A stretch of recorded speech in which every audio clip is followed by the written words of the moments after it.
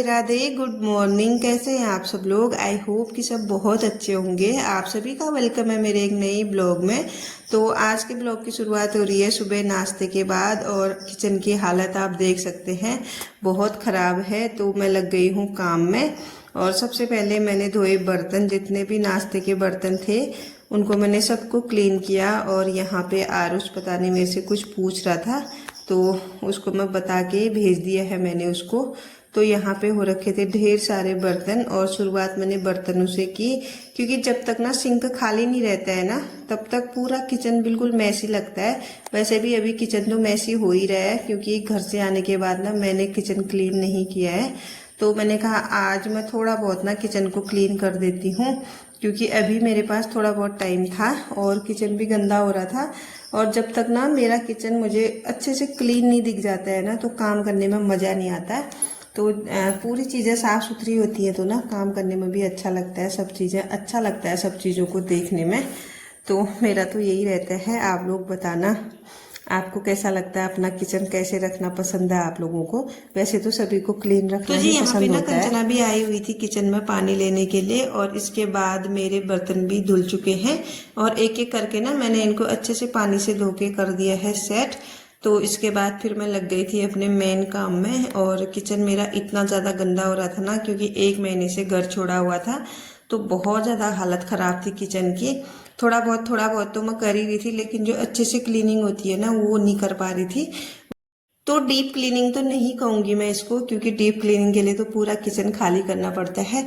लेकिन थोड़ा बहुत मैं आज साफ करने की कोशिश कर रही हूँ, क्योंकि डीप क्लीनिंग में करूँ भी तो ना गर्मी इतनी ज़्यादा है ना कि बस की बात ही नहीं लग रही।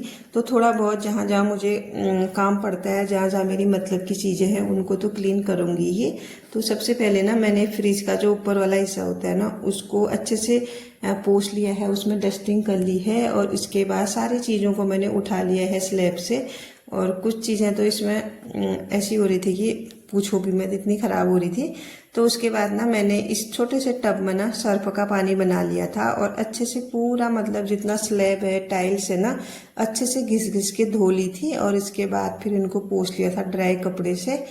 तो यहाँ पे मेरा काम इतना ही है। और गैस भी मैंने अच्छे से साफ कर ली है।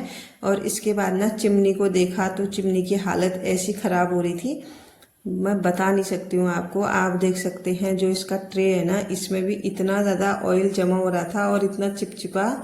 तो इसके बाद ना फिर मैंने चिमनी को भी अच्छे से क्लीन किया बाहर बाहर से। अंदर से मुझे चिमनी खोलनी नहीं आती, तो मैंने कहा जितना मेरे से हो पाता है उतना ही करती हूँ। इसके बाद स्लैब तो मैंने अच्छे से क्लीन कर लिया था। अब बचे थे कैबिनेट, तो ये भी बहुत ज़्यादा मैसी हो रहे थे। इनमें भी मैंने कॉलिन से स्प्रे करके अच्छे से इनको भी साफ़ कर लिया है। और उसके बाद फिर मैंने रख दिए थे इसमें बर्तन, क्योंकि हर वक्त ना इसी में हाथ जाता है ना, कोई भी ज़रूरत की चीज़ हो, जैसे चिमटा वगैरह मैं रखती हूँ इधर, छोटे मोटे बर्तन, ज़्यादा तो नहीं रखती हूँ। फिर भी मतलब बहुत मैसी हो रहा था ये। तो घर को अगर छोड़ दो ना 4-5 दिनों के लिए भी, तो घर की हालत ख़राब हो जाती है।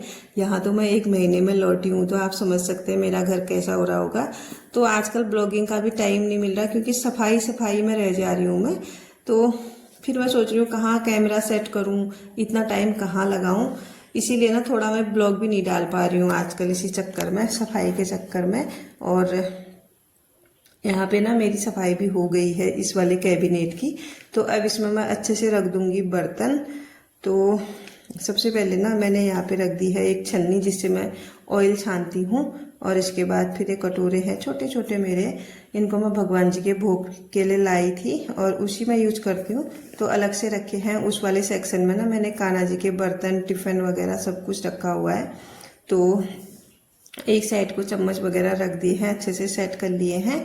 तो ये तो हो गया है। और इसके बाद फिर मैंने दूसरा कैबिनेट साफ करना शुरू किया। यहाँ भी बहुत ज़्यादा गंदा हो रहा था, क्योंकि इसके नीचे ना मैंने जो पेपर होते हैं ना वो बिछा रखे थे, तो उनमें भी ना अजीब सा मतलब काला काला काई जैसी लग गई है। आप देख सकते हैं, कभी ऐसी गीले बर्तन भी रख देते हैं ना बच्चे, इसीलिए। तो सारे कैबिनेट मैंने एक एक करके साफ कर लिए हैं। और इसके बाद बारी आती है बाहर की सफाई की। तो यहाँ भी मैंने कॉलिन से अच्छे से इसको साफ कर लिया, पोंछ लिया है। तो जब तक ना कॉलिन से साफ नहीं करो ना चमक नहीं आती है। वैसे गीले कपड़े से करो भी तो ना वो अजीब से स्क्रैचेस दिखाई देते हैं उसमें, लेकिन इसमें ना ऐसा कुछ नहीं है, सब कुछ साफ क्लीन हो जाता है। तो कभी कभी वैसे मैं कर भी लेती हूँ गीले कपड़े से, लेकिन आज मैंने कहा अच्छे से क्लीन करना है तो कॉलिन ही ले लेती हूँ। तो फिर से मैं आ गई हूँ फ्रिज के पास, और फ्रिज भी बहुत ज़्यादा गंदा हो रहा था। सबसे ज़्यादा हाथ तो आजकल ना फ्रिज में ही लगते हैं, क्योंकि सब जनों को ना पानी पीना होता है और हर एक चीज़ ना खाने पीने की सब चीज़ आजकल फ्रिज में ही रखनी पड़ती है। तो फ्रिज सबसे ज़्यादा गंदा हो जाता है आजकल। वैसे अंदर से भी मुझे इसकी क्लीनिंग करनी थी, लेकिन अब किसी दिन करूँगी। आज थोड़ा बाहर बाहर से ही कर रही हूँ। और किचन मेरा क्लीन हो गया है। अब मैं जो कूड़ा है ना उसको फेंक के आऊँगी बाहर। तो आप देख सकते हैं मेरा किचन एकदम से क्लीन हो चुका है।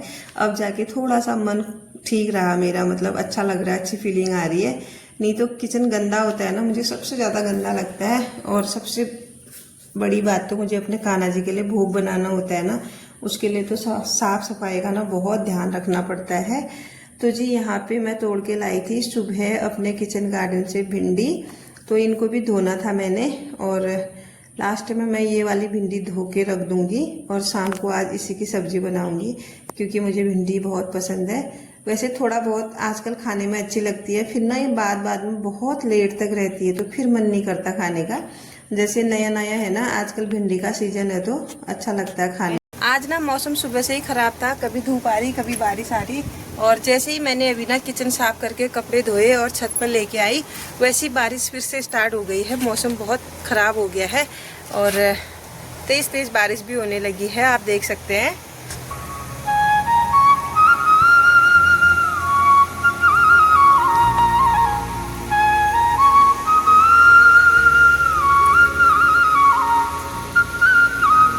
तो अब मैं ना कपड़ों को डालूंगी मोंटी में, क्योंकि बाहर डालने से कोई फ़ायदा है नहीं, भीग जाएंगे।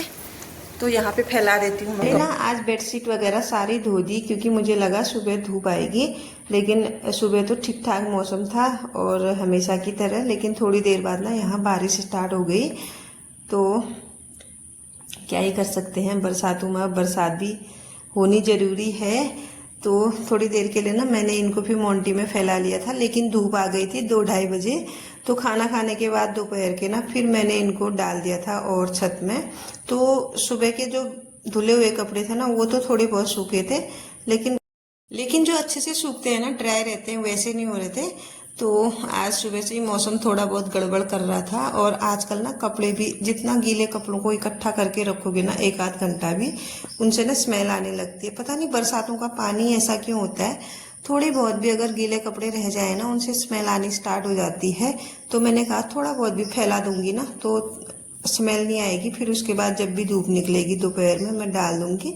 फिर थोड़ा मौसम ने साथ दिया, धूप भी निकल गई थी और कपड़े मेरे डल चुके थे। मैं आ गई हूँ अब नीचे। और गर्मी इतनी है ना, काम करते करते प्यास भी लग गई थी। और हम ना घर से आए हैं तो पहाड़ों में तो ठंडा ही रहता है, तो यहाँ का ना क्लाइमेट कुछ अजीब सा ही लग रहा है। मतलब प्यास, गर्मी बहुत तेज, मतलब इस तरह का हो रहा है। तो मैंने यहाँ पे पी लिया था फिर पानी, और थोड़ी देर ना मैं यहाँ पे बैठ गई थी कंचना लोगों के साथ। और अभी तक मैंने बाल भी नहीं बनाए हैं, तो यहाँ पे फिर मैंने बाल भी बना लिए थे अपने कमरे में। बच्चे भी सब यहीं पे बैठे हैं, कोई फोन में लगा है, कोई कुछ कर रहा है। तो कंचना, मैं और मेरे हस्बैंड जी बातें कर रहे थे यहाँ पे।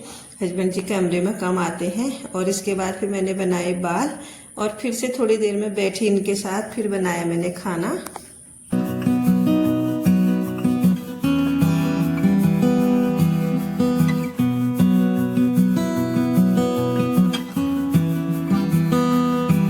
फिर से घूम फिर के मैं आ गई हूँ किचन में, और अब मैं बनाऊंगी लंच, क्योंकि लंच का भी टाइम हो रहा है। आज हम बना रहे हैं भटकी चुटकानी। पहले तो हम बना रहे थे झोली, लेकिन हस्बैंड जी को ना झोली बिल्कुल भी पसंद नहीं है। तो मैंने उनसे पूछा तो फिर बोल रहे थे आज ना भटकी दाल बना दे, जिसे हम भटकी चुटकानी बोलते हैं, और उसमें डालना मट्ठा। तो आप लोगों ने खाई होगी, अगर नहीं खाई है तो कभी ट्राई करना। भटकी दाल में ना मट्ठा डाल के बहुत टेस्टी होती है। तो ये है हरे भट, जो कि मेरी बहन ने दिए थे मुझे। तो बहुत अच्छे होते हैं ये भी, ग्रीन सोयाबीन बोल सकते हैं आप इनको।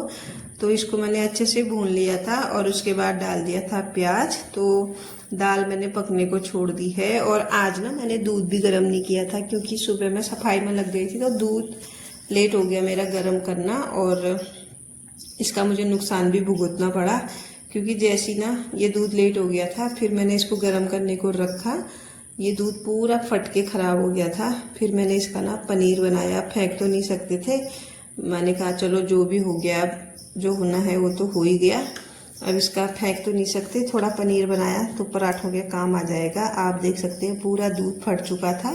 फिर इसके ऊपर से ना मैंने डाल दिया विनेगर, तो इसको फाड़ के रख दिया था मैंने।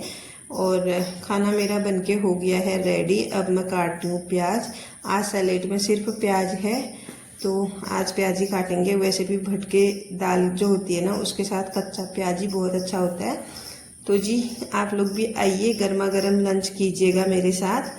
तो अब हम इंजॉय करते हैं लंच। तो जी कान्हा जी को ना आज फ्रूट का भोग लगाया और फिर हम लोगों ने भी लंच किया, हस्बैंड जी को भी दे दिया था।